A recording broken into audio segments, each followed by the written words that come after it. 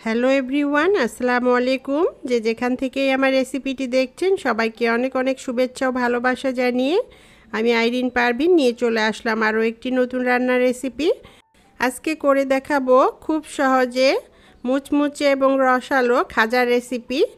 এই রেসিপিটা খেতে দুর্দান্ত স্বাদের হয়। এটা বিকালের নাস্তা এবং যে কোনো সময় এটা বানিয়ে খেতে খুবই ভালো লাগে।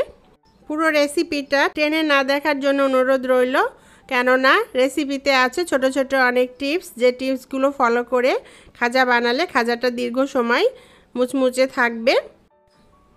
তো ভিডিওটি টেনে দেখলে পারে কি হবে, এই ছোট ছোট টিপসগুলো আপনারা স্কিপ করে ফেলবেন আর রেসিপিটা ঠিকভাবে বানাতে পারবেন না।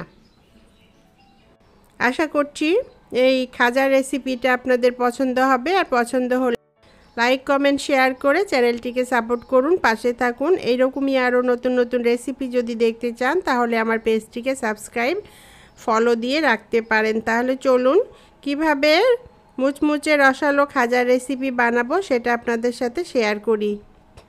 খাজা বানানোর জন্য আমি এখানে এক বাটি ময়দা নিয়ে নিয়েছি, আর অবশ্যই ময়দা দিয়ে খাজা বানাতে হবে।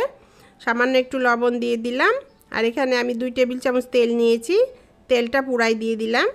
দিয়ে এটাকে ময়ান করে নিব। আটার সাথে তেলটা খুব ভালোভাবে মাখিয়ে ঘষে ঘষে মাখিয়ে নিয়ে ভালো মতো একটা ময়ান তৈরি করে নিব। ময়ানটা যত ভালো হবে খাজাগুলো ততটাই আপনার ক্রিস্পি হবে এবং ভালো হবে। এটাকে ঘষে ঘষে খুব ভালো মতো ময়ান করে নিয়েছি। এইরকম হাতে নিয়ে এরকম চাপ দিলে যদি দেখেন দলা পাকিয়ে যাচ্ছে এবং অনায়াসে আবার এটা ভেঙে যাচ্ছে, তাহলে বুঝবেন যে ময়ানটা রেডি হয়ে গেছে। তো আমার ময়ানটা রেডি হয়ে গেছে। এখন আমি এখানে অল্প অল্প করে পানি দিয়ে এটাকে একটা ডো বানিয়ে নিব। আমি এখানে নর্মাল পানি দিয়ে করছি, আপনারা চাইলে কুসুম কুসুম গরম পানি দিয়েও কিন্তু ডোটা তৈরি করে নিতে পারেন। তো অল্প অল্প করে পানি দিয়ে ডোটা বানালে ডোটা নরম হওয়ার চান্স থাকে না। তো এভাবেই পানি দিয়ে আমি ডোটাকে রুটি বানানোর জন্য যেমন ডো বানাই ঠিক সেরকম একটা শক্ত ডো বানিয়ে নিব। তো ডোটা রেডি হয়ে গেছে, দেখতে পাচ্ছেন। আমি একটু হাতে তেল লাগিয়ে ওপরে একটু লাগিয়ে দিলাম, দিয়ে এটাকে ঢাকনা দিয়ে ঢেকে 10 মিনিটের জন্য রেস্টে রাখবো। এভাবে তেল লাগিয়ে দিলে ওপরের লেয়ারটা শক্ত হওয়ার চান্স থাকে না। তারপর আমি একটা ব্যাটার বানিয়ে নিব। এখানে আমি 3 চামচ কর্নফ্লাওয়ার নিয়ে নিলাম, আর এখানে আমি চামচটা উঁচু উঁচু করে নিয়েছি কর্নফ্লাওয়ারটা। আর এখানে আমি পরিমাণ মতো তেল দিয়ে দিলাম, দিয়ে এটাকে মাখিয়ে নিয়ে ব্যাটার বানিয়ে নিব। তো তেলটা কম লাগছে, আমি আর একটু তেল দিয়ে দিলাম। 2 টেবিল চামচের মতো তেল দিয়েছি, দিয়ে আমি এটাকে মাখিয়ে নিয়ে ব্যাটারটা রেডি করে সাইডে রেখে দিলাম। 10 মিনিট পর ফিরে আসলাম, ঢাকনাটা উঠিয়ে দেখাচ্ছি। দেখুন ময়দার ডোটা একদম সফট হয়ে গেছে, নরম হয়ে গেছে। আমি এখন এটাকে একটু হাত দিয়ে আবার ভালো করে মথে নিব। মথে নিয়ে কি করব, এটার থেকে ছোট ছোট করে লেচি কেটে নিব। তো আমি এখানে 5টা লেচি কেটে নিব 5টা রুটি বানানোর জন্য।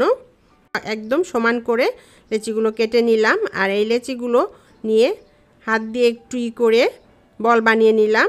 তো এভাবে আমি 5টা বল বানিয়ে রেডি করে নিলাম। এখন এটা ঢাকনা দিয়ে ঢেকে একটা বল নিয়ে আমি এখানে কর্নফ্লাওয়ার দিয়ে বেলে নিচ্ছি। আপনারা চাইলে কিন্তু ময়দা দিয়েও বেলে নিতে পারেন। তারপর রুটিটাকে একটু বেলে নিব। তো এই রুটিটা আমি একদম বড় করে বেলে নিব, আর রুটিটা একদম পাতলা করে বেলে নিব। প্রিয় বন্ধুরা, রুটিটা বেলতে বেলতে আপনাদের একটা কথা বলে নেই। আমার পেজে যেসব বন্ধুরা নতুন আছেন এবং আমার পেজটিকে সাবস্ক্রাইব কিংবা ফলো করেননি, সেসব বন্ধুদের রিকোয়েস্ট করব একটা সাবস্ক্রাইব কিংবা ফলো করে দেওয়ার জন্য। আর যেসব বন্ধুরা আগে থেকে সাবস্ক্রাইব ফলো করে দিয়ে রেখেছেন তাদেরকে অসংখ্য ধন্যবাদ এভাবে সাপোর্ট করার জন্য। বেশি বেশি করে শেয়ার করুন ফ্রেন্ডস ফ্যামিলির সাথে, অন্যকেও দেখার সুযোগ করে দিন। কমেন্টস করে জানান রেসিপিটি আপনার কাছে কেমন লেগেছে। ভালো লাগলে একটা লাইক দিতে ভুলবেন না প্লিজ। কথা বলতে বলতে দেখুন বন্ধুরা, আমি একটা বড় করে রুটি বানিয়ে নিয়েছি একদম। আর রুটিটা আপনাদের দেখায় কতটা পাতলা করে বানিয়েছি। একদম রুটির এপাশ থেকে ওই পাশ দেখা যাচ্ছে, হাত দেখা যাচ্ছে। এরকম পাতলা করে রুটিটা বেলে নিতে হবে। তো এরকমভাবে আমি 5টা রুটি বেলে নিব। তো বেলে নেওয়ার পর দেখুন এইরকম একটা রুটি আমি নিয়ে নিয়েছি, আর এটার কর্নফ্লাওয়ারের যে ব্যাটারটা বানিয়ে রেখেছিলাম সেটা এখান থেকে 2 চামচ দিয়ে আমি হাত দিয়ে একদম ভালোভাবে রুটির উপরে মাখিয়ে দিলাম। দিয়ে আমি এখানে একটা চা ছাঁকনির ওপরে কর্নফ্লাওয়ার নিয়ে নিয়েছি। আপনারা চাইলে এটা কিন্তু ময়দা দিয়েও করতে পারেন। কর্নফ্লাওয়ার দিলে একটু মচমচে বেশি হয়। তারপর এটার উপরে ছড়িয়ে দিলাম, দিয়ে তার উপর থেকে একটা রুটি আমি এখানে সমানভাবে বিছিয়ে দিলাম। এই রুটিটার উপরে আবার আমি ব্যাটারটা দিয়ে দিব, দিয়ে হাত দিয়ে ভালো করে লাগিয়ে নিব। তারপর আবার আমি এখানে কর্নফ্লাওয়ার ছড়িয়ে দিব। তো বন্ধুরা, আমি একইভাবে এটার উপরে আবার একটা রুটি বিছিয়ে দিব। আর এভাবে আমি একই প্রসেসে 5টা রুটি এভাবে বিছিয়ে নেব। শেষ লেয়ারের রুটিটা দেওয়ার পর এখানে আবার আমি ওই ব্যাটারটা দিয়ে দিলাম এবং কর্নফ্লাওয়ার উপর থেকে ছড়িয়ে দিলাম। দেওয়ার পর এক মাথার থেকে আস্তে আস্তে করে একদম টাইট করে রোল বানাতে হবে। রোলে যেন কোনো ফাঁক না থাকে, একদম টাইট হতে হবে। খুব চেপে চেপে চেপে চেপে রোলটাকে একদম গোল করে বানিয়ে নিতে হবে। তো এভাবে আমি রোলটা বানিয়ে নিলাম। আর শেষ মাথায় এসে এখানে একটু পানি দিয়ে দিব। পানি লাগিয়ে এটা যদি আমরা মুখটা সিল করে দেই তাহলে পরে এটা ভাজার সময়তে খসে যাবে না। তো এখানে আমি পানি দিয়ে এটাকে আবার সুন্দরভাবে এটার সাথে লাগিয়ে দিলাম। আর লাগিয়ে দেওয়ার পর এটাকে আস্তে আস্তে আস্তে আলতো হাতে এটাকে একটু করে ঘুরিয়ে ঘুরিয়ে রোলটাকে একটু সমান করে নিব, একটু ছড়িয়ে নিব। তো এভাবে করে নিয়েছি। নিয়ে ধারালো চাকু নিয়ে নিতে হবে, আর চাকু দিয়ে এভাবে কেটে নিতে হবে। এটাতে হাত দেওয়ার দরকার নাই, চাকু দিয়ে খালি সমান করে 1/2 ইঞ্চি বরাবর কেটে নিতে হবে। মোটা চিকন কম বেশি করে নিতে পারেন। তো আমি 1/2 ইঞ্চি সাইজে এগুলোকে সব কেটে নিলাম। দেখুন কিভাবে কেটে নিয়েছি। এখানে কেটেছি যে দেখা যাচ্ছে লেয়ারগুলো একদম দেখা যাচ্ছে। তো এগুলো কেটে রেডি করে নিয়ে একটা প্লেটে নিয়ে নিলাম আমি।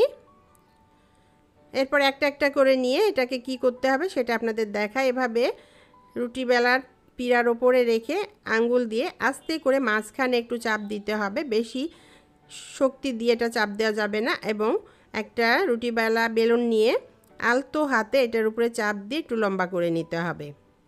এটা কিন্তু শক্তি দিয়ে করা যাবে না, হালকাভাবে করতে হবে। আরও একটা দেখাচ্ছি আপনাদের। এভাবে আঙ্গুল দিয়ে চেপে দিতে হবে আর রুটি বেলুন দিয়ে এভাবে চেপে একটু লম্বা করে নিতে হবে। কাজটা আপনারা হাত দিয়েও করে নিতে পারেন, তো বেলুন দিয়ে করলে তাড়াতাড়ি হয়ে যায়। তো একই প্রসেসে আমি সবগুলো বানিয়ে নিয়েছি, দেখতেই পাচ্ছেন। এখন ভাজার প্রসেসে চলে আসলাম। এখানে চুলায় আমি পরিমাণ মতো তেল দিয়ে দিয়েছি আর তেলটাকে গরম করে নিয়েছি।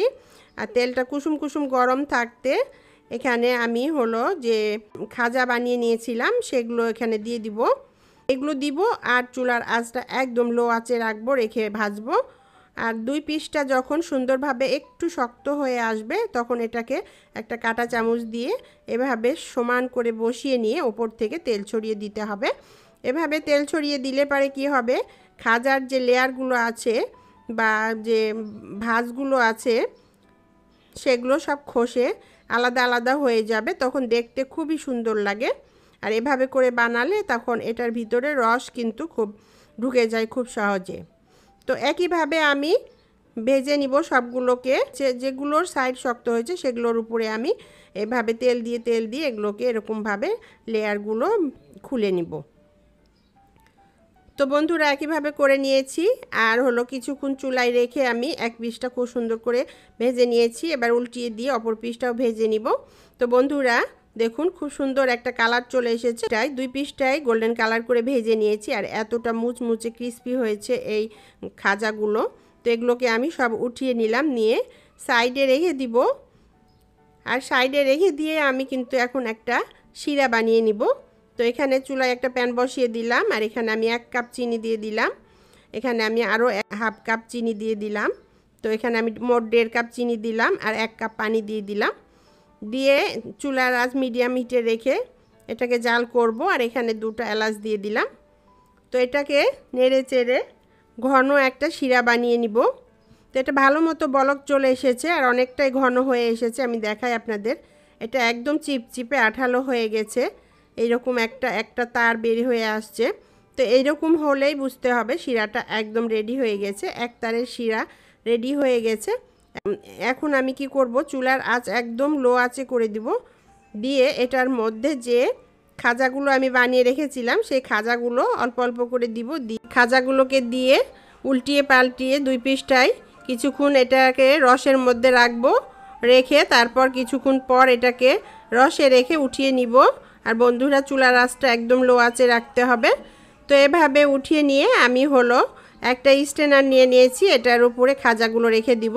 এভাবে স্ট্রেনারে রাখলে কি হয়, এটার যে এক্সট্রা রস আছে চিনির, সেটা পড়ে যাবে। তো এভাবে আমি খাজাগুলো চিনির সেরায় ডুবিয়ে নিলাম। সবগুলো খাজা আমি চিনির সেরায় ডুবিয়ে নিলাম, নিয়ে রেডি করে নিলাম। বন্ধুরা, রেডি হয়ে গেল মুচমুচে রসালো খাজার রেসিপি। আর এই খাজাগুলো দীর্ঘ সময় মুচমুচে থাকবে। তো বন্ধুরা, এগুলো এভাবে বানিয়ে নিয়ে কিন্তু অনেক দিন স্টোর করে রেখে খাওয়া যায়। এই খাজাগুলো খেতে দুর্দান্ত হয়। বিকেলের নাস্তা, এমনি যে কোনো সময় বাচ্চাদের টিফিনে এবং যে কোনো উৎসবে আয়োজনে কিন্তু এই খাজাগুলো আমরা বানিয়ে নিতে পারি। আপনারা অবশ্যই একবার ট্রাই করে দেখুন। আশা করছি ভালো লাগবে। ভালো লাগলে লাইক, কমেন্ট, শেয়ার করে চ্যানেলটিকে সাপোর্ট করুন, পাশেই থাকুন। আবার দেখা হবে এইরকমই নতুন কোনো রেসিপির সাথে। আল্লাহ হাফেজ।